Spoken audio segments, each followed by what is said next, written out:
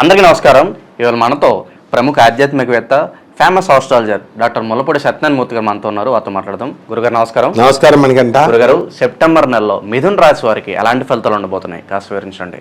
మిథున్ రాశి వారికి మధ్యస్థమ ఫలితాలు ఈ సెప్టెంబర్ నెల 2024 సంవత్సరంలో ఉంటాయి.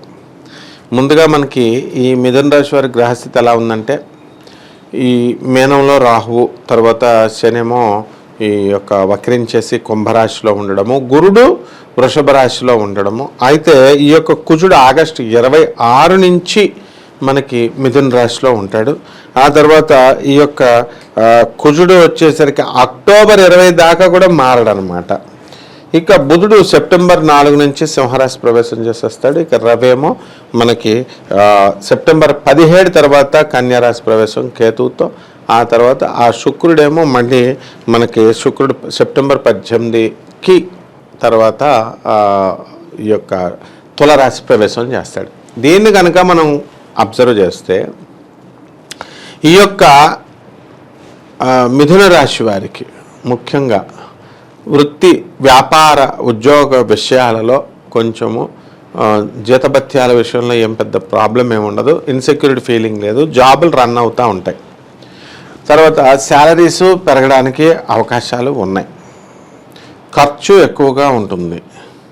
ఈ మిథున రాశి వారికి లేనిపోని గురుబలం లేదనమాట. కాబట్టి వీళ్ళకి పోలీస్ స్టేషన్లకు కానీ కోర్టులకు కానీ వెళ్ళడానికి అవకాశాలు ఉంటాయి. తర్వాత ఈ యొక్క ఆప్తులు, ముఖ్యంగా గురుస్థానంలో ఉన్నటువంటి వాళ్ళు లేదా పెద్దలు, వయోవృద్ధులు, జ్ఞానంలో పెద్దలు, వీళ్ళకి దూరం అయిపోవడానికి అవకాశాలు ఉంటాయి. అంటే వీళ్ళే దూరం వెళ్ళిపోతారు వాళ్ళ దగ్గర నుంచి. అక్కడి నుంచే వీళ్ళ పతనం అనేటటువంటిది ప్రారంభం అవుతుంది. గురువు లేకుండా వీళ్ళకి ఏం పనులు జరగవన్నమాట. తర్వాత తీర్థయాత్రలు వెళ్తారు, ఆర్గనైజర్స్ వీటికి వెళ్తారు. వెళ్ళి సహాయాలు అయితే కొద్దిగా చేయడం అనేటటువంటిది జరుగుతుంది. ఇకపోతే అర్ధాష్టమంలో ఉన్నటువంటి శుక్రకేతువుల గ్రహ ప్రభావం వలన మరి ఈ డిప్రెషన్కు లోనవుతూ ఉంటారు. అసలు వీళ్ళ ఫోన్లు మనం ఎవరం కూడా ఎత్తకూడదు అనమాట. ఈ యొక్క మిథున రాశి వాళ్ళకి ఎత్తడం వల్ల వాళ్ళ డిప్రెషన్ అంతా మనకు అంటిస్తారు. అంటే ఎక్కడెక్కడో చిన్నప్పుడు స్టోరీలు, ఆ పెద్దప్పుడు స్టోరీలు అవన్నీ చెప్తారు, బొరపాడైపోద్ది. వీళ్ళ తల్లిదండ్రులే వీళ్ళ ఫోన్లకు భయపడి వాళ్ళు ఎత్తారనమాట. ఆ విధంగా ఉంటుంది. అయితే సంతాన విషయం దగ్గరికి వచ్చేసరికి వీళ్ళ సంతానం పైన అమితమైన శ్రద్ధ చూపిస్తారు, కానీ ఆ సంతానం వీళ్ళని పట్టించుకోదనమాట. అలాగే అన్నదమ్ముల మధ్య, అక్క తమ్ముళ్ళ మధ్య ఈ మిథున రాశి వాళ్ళు ఎవరైతే ఉన్నారో ఖచ్చితంగా గొడవ జరుగుతుంది. ఇప్పుడు అక్కది మిథున రాశి అనుకో, తమ్ముడిది మిథున రాశి అనుకో, గ్యారంటీగా జరుగుతుంది అనమాట. అలాగే ఈ యొక్క లాయర్లు, తర్వాత చార్టెడ్ అకౌంటెంట్లు, కాస్ట్ అకౌంటెంట్స్, కంపెనీ సెక్రటరీస్, ఇటువంటి స్వతంత్ర వృత్తుల్లో ఉన్నటువంటి వాళ్ళందరికీ కూడా పరిస్థితి బాగుంటుంది ఈ యొక్క మిథున రాశి వారికి. ఇక మిథున రాశి వారి యొక్క ఆటలు, డ్యాన్స్ ప్రోగ్రాముల్లో పాల్గొనడాలు, ఎంజాయ్మెంట్లు ఇవన్నీ కూడా చేస్తారన్నమాట. కమ్యూనిటీ అని చెప్తూ మరి ఆ కమ్యూనిటీలో ఉండేటటువంటి మిథున రాశి వాళ్ళు ఎవరైతే ఉన్నారో మరి వాళ్ళంతా ఏంటంటే వాళ్ళ ఇష్టానుసారంగా ఉండడానికి ప్రయత్నిస్తారు. బయట ఇంకెవరో ఒక భర్త భయం లేదు, ఒక అత్త భయం లేదు అన్నట్టు వాళ్ళ ఫ్రెండ్స్తో. ఈ విధంగా మిథున రాశి వాళ్ళు కొంచెం దెబ్బతినడానికి అవకాశాలు ఉన్నాయి. ఎవరి మాట వినకుండా పెంకిగా ఉండడం వల్ల కొంతమంది తల్లిదండ్రులు కూడా వీళ్ళకి దూరంగా ఉంచుతారనమాట వీళ్ళని. కాబట్టి భార్యాభర్తల మధ్య జరుగుతున్నటువంటి గొడవలు ఇంతకుముందు ఉన్నాయి. ఆ గొడవలు మాత్రం సమసిపోతాయి. అలాగా భర్తని బుట్టలో పెట్టేస్తారు వీళ్ళు. కాబట్టి అప్పుడు అంతకుముందు వరకు కూడా మేము వేరేగా ఉన్నాము. మేము మిథున రాశి వాళ్ళు ఎలా ఉంటారంటే, ఒకే ఊరిలో ఉంటే వేరే ఇళ్లల్లో ఉండడము, ఒకే దేశంలో ఉంటే వేరే ఓళ్ళల్లో ఉండడము, ఈ విధంగా కొనసాగించుకుంటూ వచ్చినటువంటిది ఇప్పుడు మారుతుందన్నమాట. అలాగే ఈ యొక్క మిథున రాశి వారికి ఆరోగ్యం కనుక తీసుకున్నట్లయితే మైగ్రేన్, హెడేక్, బిజినెస్, తర్వాత ఈ యొక్క మోకాళ్ళ నొప్పులు ఖచ్చితంగా రావడానికి అవకాశాలు ఉంటాయి. ఇక స్త్రీలకి బాగుంటుంది. ఈ మిథున రాశి స్త్రీలంతా కూడా హ్యాపీగా ఉండడం అనేటటువంటిది జరుగుతుంది. ఇక మగవాళ్ళు ఎవరైతే ఉన్నారో మరి ఇటువంటి వాళ్ళకి ఈ యొక్క మిథున రాశి ఇతర స్త్రీల వల్ల వీళ్ళకి లాస్ అనేటటువంటిది కనబడుతుంది. కాబట్టి పరస్త్రీ సాంగత్యము అనేటటువంటిది ఈ యొక్క మిథున రాశి వారికి ఖచ్చితంగా చేయాలని అనుకుంటారు. కానీ ఇక్కడ వాళ్ళకి ఆ ధైర్యం సరిపోదన్నమాట ఈ నెలలో.